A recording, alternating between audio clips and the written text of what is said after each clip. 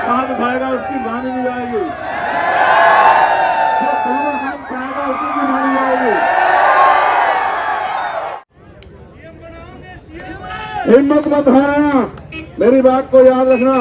ये आपका मनोबल गिराने के लिए सब लोगों ने मिलजुल के इस आदमी को दफन करने के लिए पूरा प्रयास किया है। उनके आंखों में अगर कोई खटक रहा है तो ढूंढने नहीं मिलेगा। कौन मिलेगा आपके बीच में बताओ?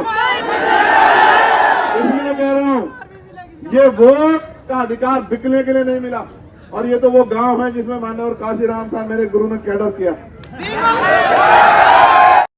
उनका धन्यवाद करता हूं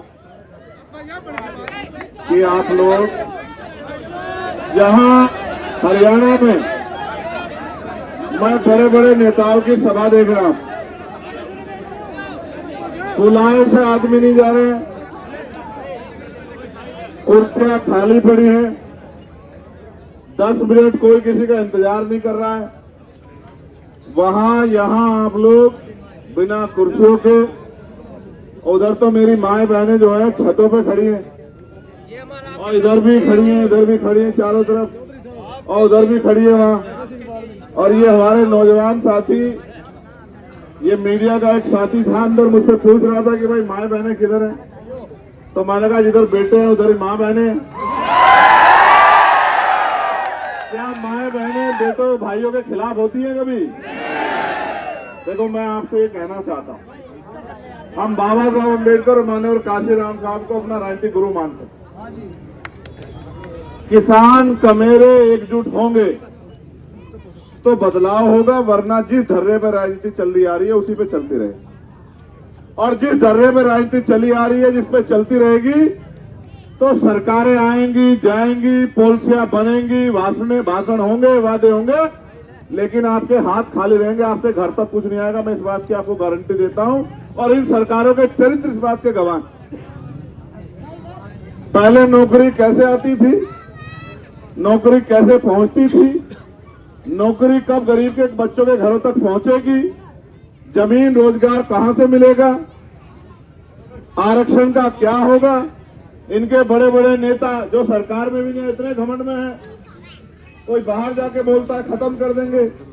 और मुझे नहीं कहना चाहिए था, लेकिन इसलिए कहना पड़ रहा है कि सवाल पैदा हो गया। हमने जब संकल्प लिया था तो समाज की बहन बेटियों की रक्षा करने का, उनकी लड़ाई लड़ने का भी संकल्प लिया था। आज यहां एक बड़ी नेता है जो एक दूसरे दल में लंबे समय से सेवा कर रही, जिस तरह से उनको जाति के आधार पर अपमानित करने का काम जो लोग सत्ता में आने के सपने देख रहे हैं वो लोग कर रहे हैं, ये भी किसी से छिपा हुआ नहीं। और दूसरी तरफ भाजपा के लोग हैं जो केंद्र में बैठे हैं, चाहे दिल्ली का गुरु घर का आंदोलन हो या यहां पर हरियाणा में या उससे पहले अन्य प्रदेशों में, जिस तरह से उनके सामने हमें लड़ना पड़ रहा है, ये भी किसी से छिपा हुआ नहीं।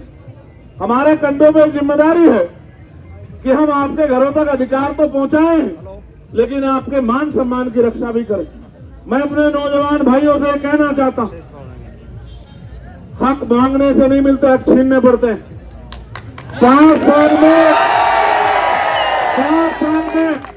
बाबा साहब अम्बेडकर के प्रयासों से ये मौका आता है हमारे हिस्से में कि असेंबली के चुनाव होते हैं, पार्लियामेंट के चुनाव होते हैं, और जिनकी तरफ देखना भी नहीं चाहता आदमी, उनके दरवाजों पे आके भी उनके पैर छूने पड़ते हैं, उनको भाई बताना पड़ता है, उनकी बात करनी पड़ती है, चाहे छोटे ही सही, लेकिन उनके लिए वादे भी करने पड़ते हैं। अगर ये लोग इतने अत्यासी होते भाजपा कांग्रेस के लोग, तो आज हमारे लोग इन हालातों में नहीं होते। अपने गांव में चेक कराओ कि आज भी 70% मकान गरीब वर्गों के ऐसे होंगे, किसान कमेरे जातों के ऐसे होंगे जिनमें प्लस्तर नहीं होगा। ये मेरी देन नहीं है, ये 10-10 साल जो भाजपा कांग्रेस के लोग सत्ता में नहीं है उनकी देन है। इनका बस चले तो तब क्षेत्रीय पार्टियों को जमीन कर दें और ये दिल्ली से बैठ के आपके फैसले करें। मैं नहीं जानता कि आप इन दलों पर कितना भरोसा करते हैं, लेकिन मैं आपसे गारंटी से कहना चाहता हूं कि अब जो सड़क पर चंद्रशेखर लड़ता था वो आपके आशीर्वाद से पार्लियामेंट चला गया है, और आपने पार्लियामेंट में सुना होगा, बताओ आपकी धाड़ उठती है नहीं उठती है? बताओ क्या आपके मुद्दों पर सवाल खड़ा होता है नहीं होता है? बताओ। जो पहलवानों के सम्मान के लिए लड़ने की बात करें तो बताओ पहलवानों के लिए आवाज सबसे धारदार किसने उठाई पार्लियामेंट में? बताओ किसानों के लिए कौन लड़ा? आप अपने दिल का बताओ। और हर व्यक्ति की आवाज उठाना, चाहे वो पुलिस का कर्मचारी हो, चाहे वो होमगार्ड हो, चाहे आशा आंगनबाड़ी बहनें हो, चाहे भोजन माता हो, चाहे गांव में रहने वाला किसान का, मेरा मजदूर की न्यूनतम वेतन होना चाहिए।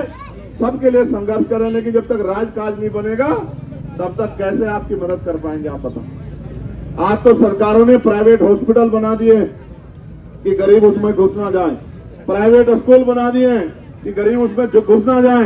ये किसान कमेरों का होगा क्या?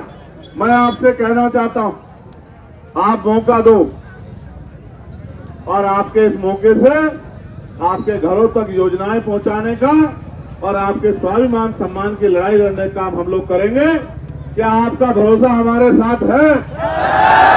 दोनों हाथ उठा के बताओ अगर भरोसा साथ है तो एक हाथ उठाएगा उसकी मानी नहीं जाएगी, जो दोनों हाथ उठाएगा उसकी भी मानी जाएगी। तो जेजेपी के बहादुर योद्धाओं, जेजेपी के बहादुर योद्धाओं, हिम्मत मत हारना, हिम्मत मत हारना। मेरी बात को याद रखना, ये आपका मनोबल गिराने के लिए सब लोगों ने मिलजुल के इस आदमी को दफन करने के लिए पूरा प्रयास किया है। उनके आंखों में अगर कोई खटक रहा है, कांग्रेस के तो भाजपा नहीं खटक रही, अब भाजपा वालों के आंखों में कांग्रेस नहीं खटक रही। ये 36 साल का नौजवान जो कुछ बदलाव करने की हिम्मत रख के मैदान में है, ये खटक रहा है कि किस तरह से इसको कर लो। क्या आज भाजपा के कितने लोग कांग्रेस में शामिल हुए आपने नहीं देखा? क्या कितने लोग शामिल हुए? कल अगर सरकारों में आप लोगों ने गलती से मौका दे दिया तो कल वो वहीं बैठ के जो है अपनी पॉलिसी तैयार करेंगे, उनसे कोई सवाल नहीं पूछेगा, लेकिन सवाल दुश्मन से पूछा जाएगा। मैं आपसे कहना चाहता हूं, इनकी बातों में बताओ, हम किसान कमेरों की एकता बनाने निकले हैं। भाई कमल बराड़ा जी, भाई विजय जी, भाई सुखदेव जी, भाई संतलाल जी और हमारे यहाँ के तमाम नेता जो हैं वो दिन रात मेहनत कर रहे हैं। और आप जानते हैं कि जब जब आपके स्वाभिमान सम्मान की लड़ाई लड़ी गई, चाहे दिल्ली हो या कहीं और, हमने अपनी खून चुकाकर भी, मैं तो हरियाणा के साथियों का धन्यवाद करूंगा, यहां भी वो नौजवान होंगे, ये खड़े हैं नौजवान जिन्होंने दिल्ली में, जब दिल्ली में गुरु घर का आंदोलन हुआ, आप जानते हैं इस समय जब चुनाव चल रहा था, 21 अगस्त को आंदोलन हुआ था, आज मैं जेल काट रहा था, आपको याद है या नहीं है बताओ? वो लाठियां मैंने इसलिए नहीं खाई थी कि मेरे घर का मामला था, बात आपकी सम्मान का था, बात सदगुरु रविदास जी महाराज के उस गुरु घर का था जिसकी रक्षा आप करना चाहते थे। मैं तो कर्जदार हूं हरियाणा का कि हरियाणा के 55 नौजवानों ने मेरे साथ कंधे से कंधा मिला के जेल काटने का काम किया। लेकिन जेल से नहीं डरने वाले हम लोग, जेल से नहीं डरते, मुकदमों से नहीं डरते, जान भी चली जाए आपकी रक्षा स्वाभिमान सम्मान के लिए, महापुरुषों के सम्मान के लिए तो दे देंगे। लेकिन मैं आपसे मदद मांगने आया हूं, ये बताओ इस बार मेरी मदद करोगे नहीं करोगे बताओ? सिर्फ वोट दोगे तो एक मदद होगी, अगर मन पक्का करके खुद से दुष्यंत चौटाला चंद्रशेखर आजाद बन जाओगे तो फिर इतिहास लिखा जाएगा। मेरी बात को आपको याद रखना। आपको खरीदने के लिए पैसा भी लेके आएंगे, शराब भी लेके आएंगे, मिठाई भी लेके आएंगे, आपसे रिश्ते भी जोड़ेंगे, लेकिन चुनाव के बाद आपको ढूंढने नहीं मिलेगा। कौन मिलेगा आपके बीच में बताओ? इसलिए कह रहा हूं, ये वोट का अधिकार बिकने के लिए नहीं मिला।